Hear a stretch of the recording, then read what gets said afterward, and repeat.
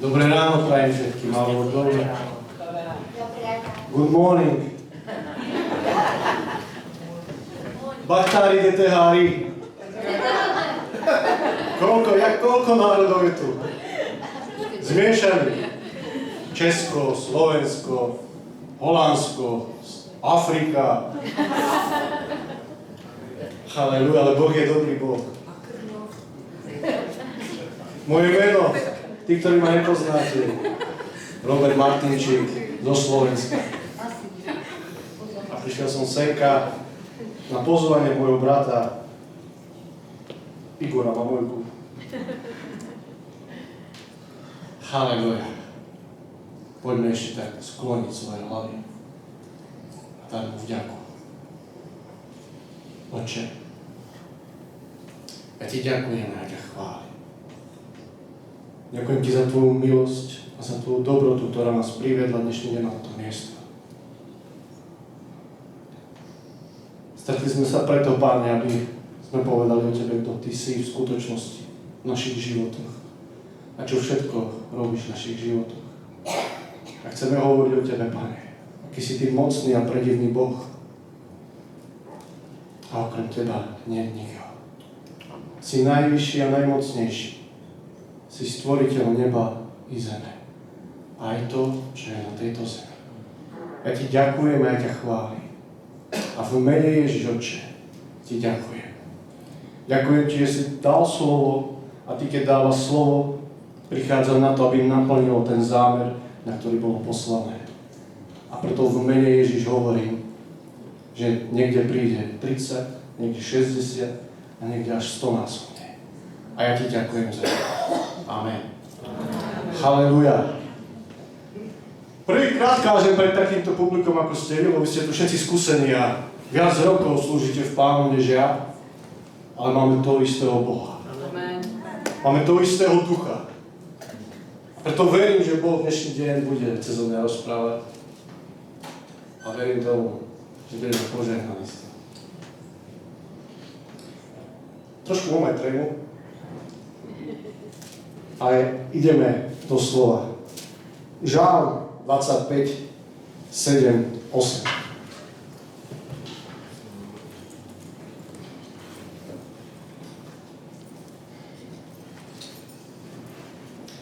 Na hriechy mojej mladosti a na poklesky na moje nespomínaj. Pamätaj na mňa podľa svojej milosti, pre svoju dobrotu, ó Hospodine. Hospodin je dobrý a spravodlivý a preto ukazuje cestu hriešnikovi. Amen. Halelúja. Boh je naozaj dobrý a milostivý a spravodlivý a ukazuje cestu hriešnikovi.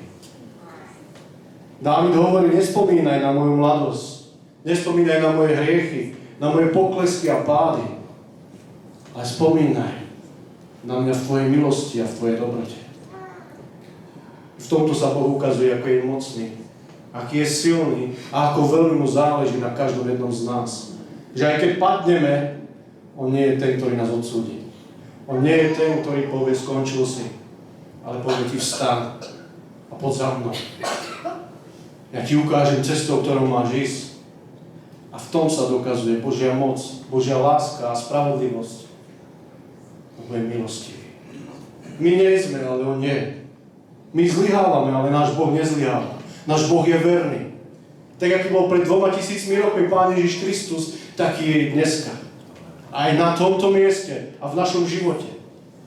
On povedal, ja ťa nezanechám, ani ťa neopustím. Preto smelo môžeš vyhlásiť, Boh je môj pomocník. Nebudem sa báť zlého, čo mi urobí človek. V tomto vidíme, aký je Boh mocný a silný. Že stojí na svojich prisľúbeniach, že stojí na svojom slove a že nikdy nás nenechá samých na tejto zemi, aby sme kráčali.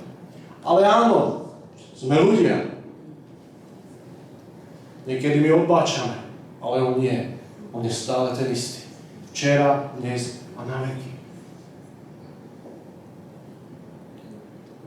Keď sa pozriem na 8. verš toho 25. žalmu, tak výchovný prístup zdôrazňuje, že Boh hriešnikov neodmieta, ale aktívne im ukazuje cestu, teda ponúka usmernenie k lepšiemu životu. Božia povaha. Spája sa tu Božia spravodlivosť s dobrotou. Boh nie je len prísny sudca, ale je láskavý učiteľ. Môj Boh je mocný a verný. Nikdy ma nesklame. Za moje vlastné skúsenosti viem, že ma nikdy nenechal v štychu a ani ma nikdy nenechá. Lebo je milostivý a plný lásky. V tomto sa dokazuje Božia moc. A takto by to malo byť aj v našich životoch. Byť láskavý, mať lásku. Boh hovorí, aj keby sme anielskou rečou hovorili. Aj keby sme všelijaké divy robili, ale lásky by sme nemali. Nie sme nič. Nie sme nič. Sme len kov, ktorý búcha. Zvonček, ktorý len zvoní. A nič sa nedieje. Ale môj Boh hovorí, poď za mňa a ja ti ukážem cestu života. Ja ťa posilním. Ja ti dám silu, aby si to všetko zvládol. Jozue, ak by sa neriadil Hospodinom, nikdy by nevyhral boj. A ďalší ostatní, ktorí boli pred nami, keby nie sú s Hospodinom, ich boje by boli prehraté. Ale vďaka tomu, že boli s Hospodinom, Boh ukázal, aký je mocný vo svojej sile, vo svojej láske, vo svojej milosti a v tom, aký je verný Boh. Keď povedal, pôjdete a zatrúbite na trúby, zapalíte fakle a pôjdete do boja, zvíťazíte. A zvíťazí. Ten príbeh je neskutočný a je veľmi mocný o tom, ako no to asi nespomínam na toho človeka, ale Bože, daj mi múdrosť. Chcem hovoriť o tom, že náš Boh je naozaj stále ten istý. Preto Dávid povedal a prehlásil: Hospodin je moja sila a môj štít. V Neho dúfa moje srdce. Dostalo sa mi pomoci a zaplesalo moje srdce a ďakovalo dobrou piesňou. Buďme aj my a vyznávajme nad svojimi životami, nad svojimi okolnostiami. Hospodin je moja sila, môj štít. I v ťažkých chvíľach súženia, keď sme v tme, keď nevidíme východisko, prehlasujme, že Hospodin je moja sila, že Hospodin je moje svetlo, že Hospodin je ten, ktorý ma vyvedie z toho všetkého. Nechajme, aby On pracoval v našich životoch, aby On konal to, čo chce konať v našich životoch. Lebo naša sila je len dočasná. Naša sila je dočasná, ale Hospodinová je večná. On je večný. A preto môžeme smelo prehlasovať: väčší je ten, ktorý je vo mne, než ten, ktorý je v tomto svete. Väčší je ten, ktorý je vo mne, než ten, ktorý je v tomto svete. Tá sila má byť v nás. Nie okolo nás, ale v nás. Lebo Boh si spravil príbytok v nás. Boh si urobil príbytok v nás. Čiže tá sila má byť v nás, v našom duchu, v mojom vnútri.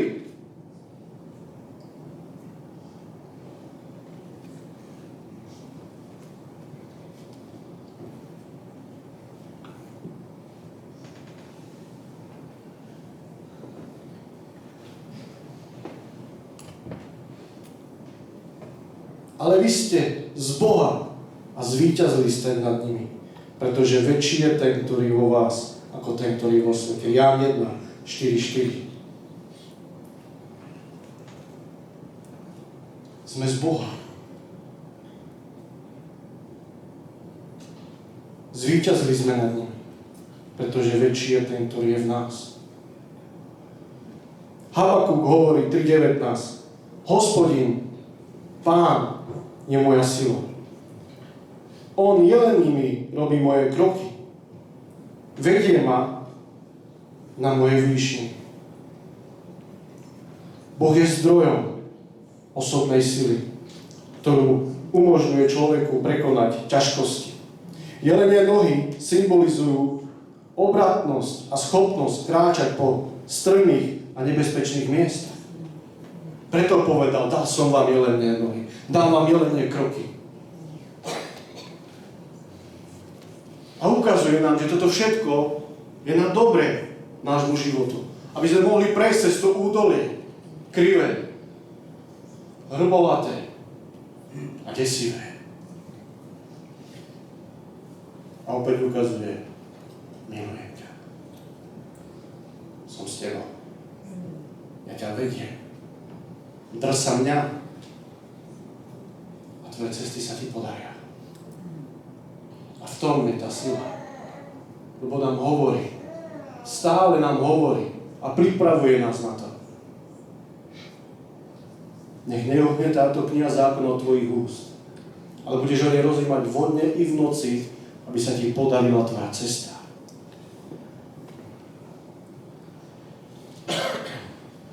Pozri, on není Boh, ktorý ťa nepripravil. On je Boh, ktorý ťa pripravuje. Ukazuje to vo svojom slove. Preto Dávid vyhlasuje a nehovorí, pomôž mi, keď pôjdem dolinou smrti. Nie. Keď budem kráčať dolinou smrti, nebudem sa báť. On to vyhlásil, on to prehlásil, lebo aj tam si so mnou.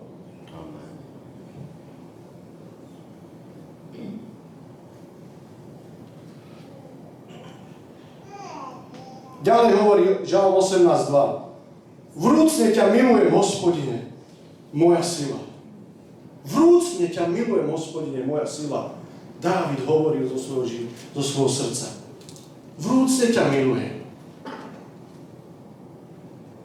Hospodine, moja sila. Aj my by sme mali takto hovoriť a prehlasovať to vo svojom živote. Vrúcne ťa milujem, môj Bože. Bez teba nie som nič. Bez teba som človek, ktorý len odpadol. Ale s tebou som niekto. Ty si moja sila, môj štít, môj bráto. Moja pevná väža, ku komu sa môžem utiekať. Ku komu sa môžem opierať. Komu môžem dôverovať, ktorý ma nikdy nesklame. Ten, ktorý ma vždy posilní a vyvedie z ťažkosti. Ľudia, ja keby som neuveril v Krista, dnešný deň tu nesom. A ten, ktorý je vo mne, je väčší. S tým sa budem chváliť. Nie moja sila, moja rozumnosť, ale ten, ktorý prebýva vo mňa, ten je Ježiš Kristus Nazarecký. Ním sa budem chváliť. Lebo Pavol povedal, keby sa chválim, nie som rozumný. Jedine, čím sa môžem chváliť so svojimi slabosťami, aby sa prejavila Kristová moc vo mne. A Kristová moc sa má prejavovať v nás.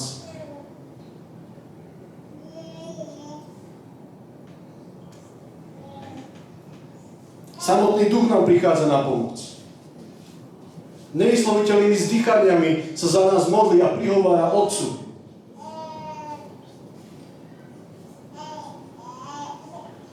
Ja sa za to nehanbím, ale ja to musím povedať, lebo tak som vedený. Ja nemám vychodenú základnú školu. Mnohí ľudia ma odpisovali v mojom živote.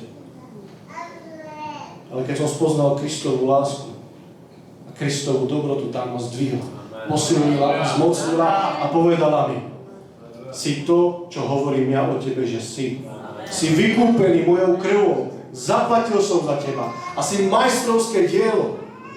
Si majstrovské dielo. Ľudia sú takí.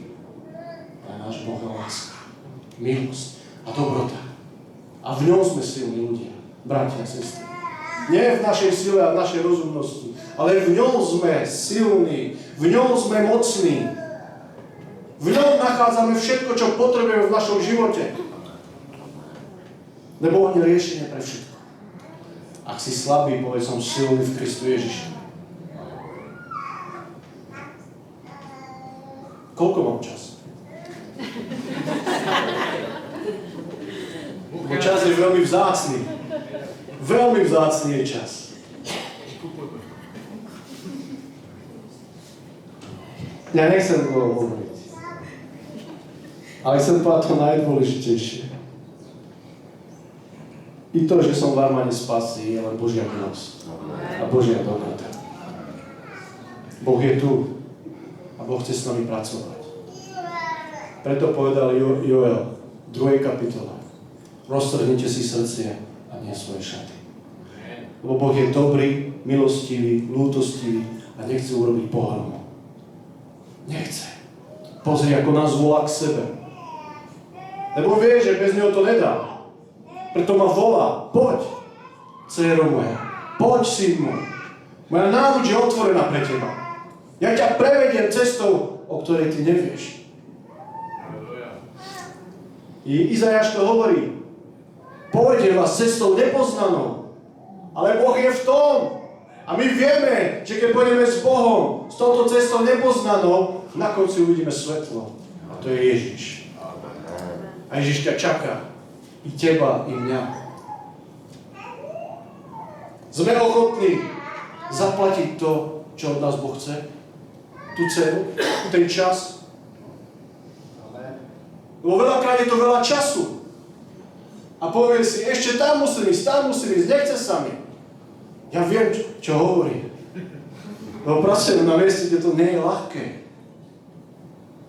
Ale môj Boh je so mnou. Vždy ma posilní a povie: poď. A preto Filipským hovorí, Filipánom hovorí, že všetko môžem v Kristu Ježišovi, ktorý ma posilňuje. Opäť ukazuje svoju moc, že on nás posilňuje, on nás vedie, on nám dáva tú silu na to všetko, aby sme mohli prechádzať. 2 mesiace nespíme poriadne. No naša dcérka milovaná stále spieva celú noc. Ale naučil som sa. Poviem, na začiatku som bol veľmi nervózny z toho. A som zakričal v noci tak silno v dome, že... Ale viete, čo bolo úžasné na tom? Že hneď Duch Svätý ku mne prehovoril. Myslíš si, že keď budeš nervózny, tak sa to zmení? Myslíš si, keď budeš hučať, sa niečo zmení? A to som mal ísť do Ostravy sobotu ráno, o 5:00 s bratom a so sestrou. Už o 2:00 som bol hore, o 4:00 som sa obliekol, pripravil.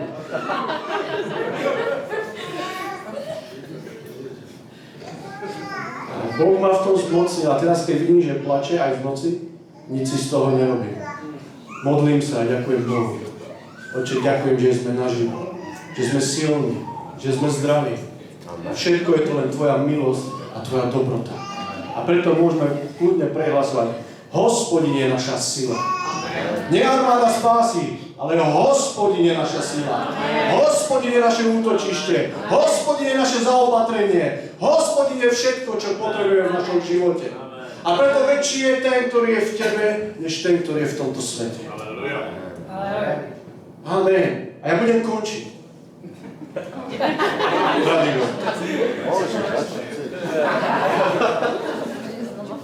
Ale poviem vám, nevedel som, čo vám tu nagovoriť dnešný deň, ale Boh je milostivý. A včera, ako som sa nad ránom zobudzal, tak mi furt tá istá chvála išla hlavou. Hovorím: Bože, jak sú ďalej tie slova. Zaspal som a opäť som sa zobudil a dal mi ďalšie slovo. A potom som si ju našol. Ja by som vám chcel zaspievať tú chválu. Amen? Lebo vo chvále je moc. My chválime majestátneho Boha, ktorý je nekonečný. Nebes a nebezo nevedia presiahnuť. Nie som dobrý spevák. Ale keď spevám pre Ježiša Krista, tak ho nesom. A možno budete aj poznať. Dokonale svätý, dokonale svätý, víťaz bojov všetkých dní. Si tak úžasný, si tak úžasný, baránok víťazný. Chválim všemocného Pána, on mi sílu dáva nádherný.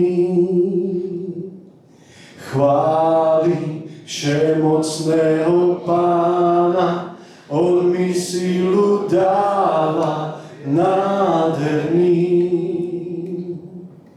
Dokonale svätý, dokonale svätý, dokonale svätý, dokonale svätý, víťaz bojov všetkých dní.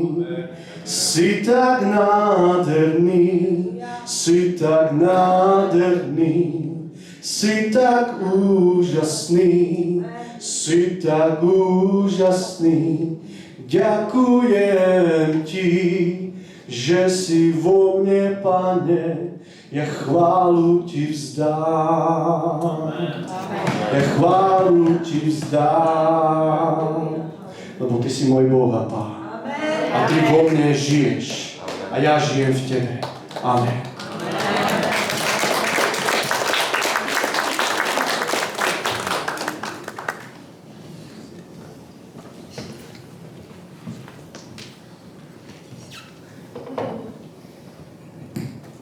Haleluja. Požehnané. Amen. Zatleskejme Pánovi. Jak to bylo? Ten, který je zkusme to spolu, tady to zaznělo víc. Ten, který je ve mně, je větší než ten, který je ve světě. Haleluja. A jak mluvím, tak se si uvědomil jednu věc. Víš, proč je dobré, abys byl silný, Pán, abys byl silný? Proč je to dobré? Aby si ukazoval, že jsi lepší než někdo jiný? Řeknu ti něco, když jsem silný, cítím se dobře. Ty asi taky. To je dobrá věc. Ale silní jsme ne jenom kvůli tomu, aby nám bylo dobře, ale silní jsme proto, abychom vítězili. Aby Bůh skrze nás ukazoval svou moc.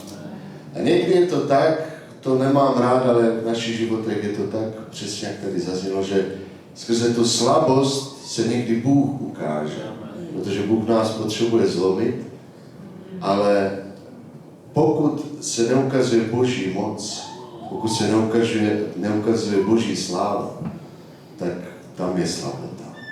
To ti řeknu. A ještě jenom jedna věc, na kterou budeme končit. Bratře, ještě si měl 10 minut. A jak jsi skončil, tak si vzpomněl na jednu věc. Jeden bratr z jiné církve už 20-30 let taky slouží a přišel se k nám podívat. A já zrovna jsem měl tu neděli nejkratší kázání ve svém životě, možná do 15 minut, hodně jsme se modlili. Já jsem kázal jenom 15 minut a on za mnou přišel a říká: bratře, už chodím 30 let do sboru, ale lepší kázání jsem neslyšel. Říkám, zvyklý jsem na různé komplimenty, říkám, ale toto je moc. A pak dodal, no protože si kázal 15 minut, já si pamatuju. Haleluja. Bůh je dobrý, amen.